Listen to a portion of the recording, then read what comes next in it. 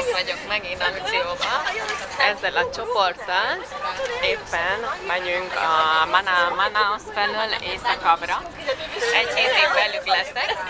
Egy erdészeti tanfolyamon. Úgyhogy az Amazonas közepén kezdődik ez a tanfolyam. Biztos sok mindent fogunk tanulni.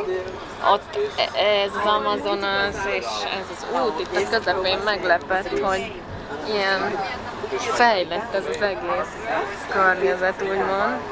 Mást vártam, úgyhogy ez teljesen jó ez az út is. És ott az erdő próbálja megtartani a saját területét. Szóval ezen a héten biztos, hogy úristen, ez mi?